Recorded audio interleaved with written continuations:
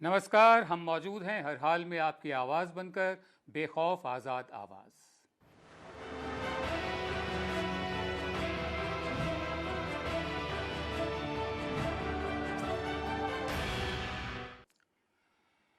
Finance minister Nirmala Sitharaman ने आज प्रवासी मजदूर जो बहुत बड़ी तादाद में वापस अपने अपने गांव की ओर जा रहे हैं, बहुत बड़ी तादाद, इतना बड़ा पलायन हमने पिछले सालों में देखा नहीं है, उनके लिए, रेहड़ी पटरी वालों के लिए, सेल्फ एम्प्लॉयड छोटे व्यापारी और किसानों के लिए कुछ ऐलान किए। केंद्र सरकार ने जो प्रवासी मजदूर हैं, जो माइग्रेंट लेबर है, उनके लिए जो बड़े ऐलान किए हैं वो हैं कि 8 करोड़ प्रवासी मजदूरों को 2 महीने तक मुफ्त अनाज दिया जाएगा। इसके लिए केंद्र सरकार ने 35 करोड़ का फंड दिया है। इसे लागू करने की जिम्मेदारी राज्य सरकारों की होगी। जिनके पास राशन कार्ड नहीं है उन्हें भी 5 किलो मुफ्त अनाज दिया जाएगा। इसके साथ ही one nation one ration card योजना का ऐलान किया। ये राशन कार्ड हर राज्य में मान्य होगा। शहरी गरीबों और जो प्रवासी हैं, जो माइग्रेंट हैं, उनके लिए रेंटल स्कीम का ऐलान किया, जिसके तहत उनके कम किराए में रहने का इंतज़ाम किया जाएगा। फिर रेंटल हाउसिंग स्कीम भी बनाई जाएगी। आइए सुनते हैं फाइनेंस मिनिस्टर निर्मला सीतारमण ने क्या कहा। Free food grain supply to all migrants for the next 2 months. We think there are about 8 crore migrants for whom benefit will reach through this free food grain supply. The central government will take the cost and they will not be charged. 3,500 crores will be spent on this intervention in the next 2 months. Public distribution ration cards can be used in any ration card, any ration shop in any part of the country, which is now being defined as one nation, one ration card. One nation, one ration card will be implemented. मेरे साथ हैं अर्थशास्त्री professor Ravi Srivastava. Sir, बहुत शुक्रिया हमेशा की तरह अपना वक्त हमें देने का। मेरा आपसे सवाल ये है कि राशन को अगर हम छोड़ दें, उसको अलग रख लें, ये जो मुफ्त अनाज की बात हो रही है, राशन को अगर छोड़ दें तो सरकार ने प्रवासी मजदूरों के लिए, माइग्रेंट लेबर्स के लिए जो ऐलान किए हैं, क्या उससे उनको फ़ौरन राहत मिल पाएगी? क्योंकि जिस हालत में वो मजदूर हैं, उन्हें तुरंत राहत पहुंचाने की ज़रूरत है। विनोद जी, आज जिस तरह की घोषणाएं हुई हैं, एक अंग्रेजी में कहावत है जिसको हम लोग जानते हैं, खोदा पहाड़ और निकली चूहिया। जिस तरह का हम संकट प्रवासी मजदूरों के सामने और अनौपचारिक मजदूरों के सामने देख रहे थे, उसमें हमारी अपेक्षा थी एक बड़ी घोषणा की जो इस संकट से उनको निपटने में मदद करेगी। और कुल उन्हें मिला है ये पीडीएस के लिए मुफ्त राशन अगले 2 महीने के लिए, अगर राज्य जो सरकारें हैं कोई व्यवस्था बना सकेंगी उसके लिए या नहीं तो बाकी जितनी घोषणाएं हुई हैं या तो ऑनगोइंग स्कीम्स की हुई हैं जो पहले से चालू स्कीम्स थी। उदाहरण के लिए one nation one ration card वाली स्कीम पिछले जून में पासवान जी ने पहले घोषणा कर दी थी कि ये लागू हो गई है। अब सरकार ये कह रही है ये लागू होगी जनवरी 2021 से ये योजना लागू होगी। जहां तक घरों का सवाल है, रेंटल हाउसिंग का सवाल है, रेंटल कॉम्प्लेक्सेस का सवाल हो, इनकी ये कैसे किस तरह से इनको अमली जामा पहनाया जाएगा, कब पहनाया जाएगा, कम से कम 3 से 5 साल लगेंगे इसमें मिनिमम, अगर हम देखें तो कुल मिलाकर प्रवासी मजदूरों के नाम पर आज ये 3,500 करोड़ रुपए की घोषणा हुई है, जबकि हमारी अपेक्षा थी कम से कम 3,60,000 करोड़ रुपए की घोषणा की, लगभग 2% जीडीपी का इनके नाम पर और अनौपचारिक मजदूरों के नाम पर उनकी संकट को दूर करने के लिए एक फौरी घोषणा की। 2%। मैं आगे बढ़ता हूं। कल के प्रेस कॉन्फ्रेंस में भी कल के प्रेस कॉन्फ्रेंस में भी कई बार निर्मला सीतारमण ने एक शब्द दोहराया था, क्रेडिट, और आज भी ये शब्द कई बार सुनने को मिला। आज फाइनेंस मिनिस्टर ने ऐलान किया है कि मुद्रा योजना के तहत शिशु कर्ज लेने वालों को ब्याज में 2% की छूट दी जाएगी। सरकार के मुताबिक इससे मुद्रा लोन वालों को 1,500 करोड़ का फायदा होगा। शिशु लोन जो है 50,000 तक का लोन है, औसत कर्ज 27,000 है, इसलिए अधिकतम छूट 1,000 और औसत छूट 540 रुपये के करीब होगी।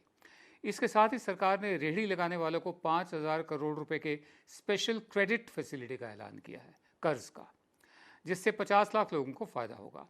इस स्कीम में हर इंसान को, हर प्रति व्यक्ति 10,000 रुपये का खर्च आएगा और ये स्कीम अगले महीने आएगी। फिर नाबार्ड के ज़रिए 3 करोड़ किसानों के लिए 30,000 करोड़ रुपए के कर्ज का, फिर एक बार कर्ज की बात आई है, कर्ज का ऐलान किया गया है।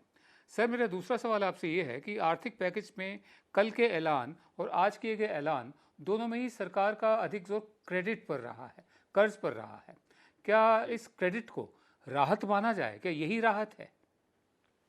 देखिए, जहाँ ब्याज की अदायगी में छूट दी गई है, उसको हम लोग राहत मान सकते हैं। जैसे कि शिशु कल्याण योजना में मुद्रा के तहत उनको ये कहा गया है कि 2% उनके ब्याज में उनको राहत दी जाएगी, या मान लीजिए अदायगी में उनको छूट दी जाती है, तो उसको तो राहत माना जाएगा।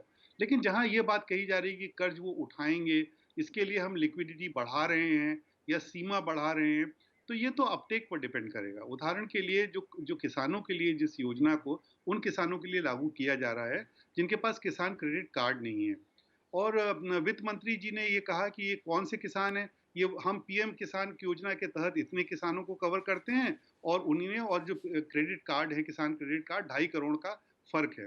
देखिए, जो पीएम किसान योजना है वो उन किसानों के लिए लागू होती है जो जमीन के मालिक हैं, जो भूस्वामी हैं। और किसान क्रेडिट कार्ड किनके पास नहीं जी। है? वो महिला किसानों के पास नहीं है, वो टेनेंट्स के पास नहीं है, वो शेयर क्रॉपर्स के पास नहीं है, जो बटाई है वाले हैं उनके पास नहीं है, और उनकी संख्या कई करोड़ों में है। बैंक उन तक नहीं पहुंच पाए हैं, और ये योजना जो फौरी जी। योजना निर्मला सीतारमन ने बनाई है, ये भी उन तक पहुंचने के लिए सक्षम नहीं होगी। तो इसलिए आप क्रेडिट की सीमा अनाउंस करते रहें, और जी। लिक्विडिटी को आप पैकेज में उसको कह दें कि ये पैकेज का हिस्सा है, लेकिन उसका ऑफटेक जो है वो बहुत सारी और परिस्थितियों पर निर्भर रहेगा। जी, द टेलीग्राफ की एक रिपोर्ट की हेडलाइन है, demand first please and then loans. Report के मुताबिक बिजनेसमैन हैं जो, उनका कहना है कि काश केंद्र गवर्नमेंट स्पेंडिंग से जुड़ा कोई ऐलान करता तो उनके पास अपने बिजनेस को बढ़ाने का मौका होता, तब जाकर उन्हें लोन की ज़रूरत पड़ती। उनका कहना है कि कई बैंकों ने उन्हें लोन के लिए अप्रोच किया कि लेकिन जब काम ही नहीं है तो वो लोन लेकर, कर्ज लेकर करेंगे क्या। रिपोर्ट के मुताबिक अभिजीत बनर्जी जो नोबेल लॉरिएट हैं, अर्थशास्त्री हैं, उन्होंने कहा है कि वो देखना चाहते हैं कि सरकार डिमांड कैसे बढ़ाएगी, मांग को कैसे बढ़ाएगी, और सरकार की तरफ से डिमांड बढ़ाने के लिए, मांग को बढ़ाने के लिए कितने पैसे खर्च किए जाएंगे, किस तरह से ग्राहक जो है, जो हम कहते आ रहे हैं शुरू से, ग्राहक को किस तरह से एम्पावर किया जाएगा।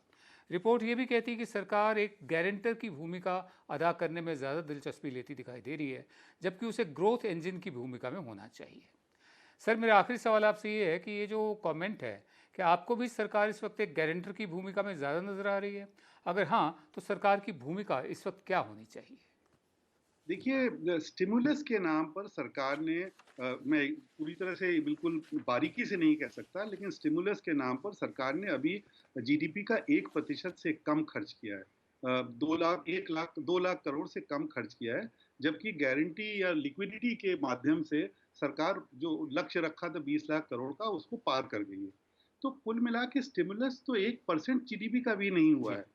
और जब तक एक्चुअल स्टिमुलस अर्थव्यवस्था को नहीं दिया जाता, तब तक मांग का सृजन नहीं होगा। मांग का सृजन तभी हो सकता है या तो लोगों की जेब में पैसा डाला जाए, या जो चीजें हैं उनको सस्ती बनाया जाए, जीएसटी की दरों में कम किया जाए, कर में छूट। तो ये ना करने के बजाय सरकार एक गारंटर का काम कर रही है। जिस आर्टिकल को आपने पढ़ के सुनाया, वो बिल्कुल सही दिशा में समस्या को इंगित कर रहा है। और मैंने शुरू में कहा था, कुल मिला के ये जो 20 लाख करोड़ की बात हुई है, ये उसकी संज्ञा वही है कि खोदा पहाड़ और निकली चुहिया। और ये हमको कभी भी, जिस तरह की हम परिस्थितियों से निकल के, विकट परिस्थितियों से निकलने का रास्ता तलाश रहे हैं, ये पैकेज हमें उस दिशा में नहीं ले जा पा रहा है अब तक। ये एक निराशा की निश्चित रूप से एक बात है जो मैं कन्वे करना चाहूँगा, कहना चाहूँगा। ये जो 20 लाख करोड़ रुपए की रकम का जिक्र किया गया है, ये अपने आप में कितनी रियलिस्टिक है?